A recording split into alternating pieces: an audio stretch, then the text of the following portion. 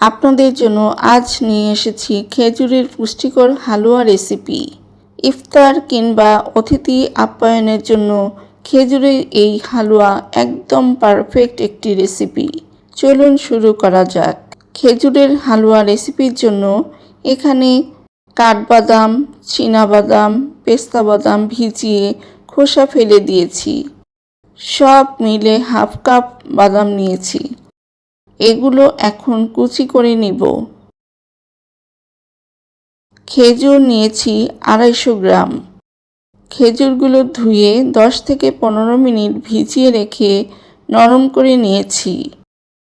খেজুরের দানা অবশ্যই বের করে নিতে হবে। আরও দিব হাফ কাপ মিষ্টি কুমড়ার বিচি, 3 টেবিল চামচ সাদা তিল, 2 টেবিল চামচ কিশমিশ, বাদাম দিয়েছি হাফ কাপ।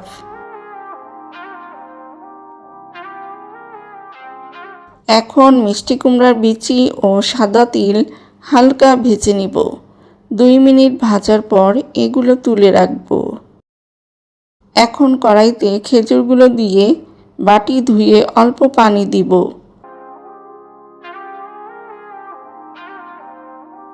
পাঁচ মিনিটের মধ্যে খেজুরগুলো ম্যাশ হয়ে গেছে। এই পর্যায়ে 2 চামচ ঘি দিব। আর দিব কিশমিশ, বাদাম, তিল, কুমড়ো বিচি। সব উপকরণ নেড়ে নেড়ে মিশিয়ে নিব। এটা অত্যন্ত পুষ্টিকর একটি খাবার।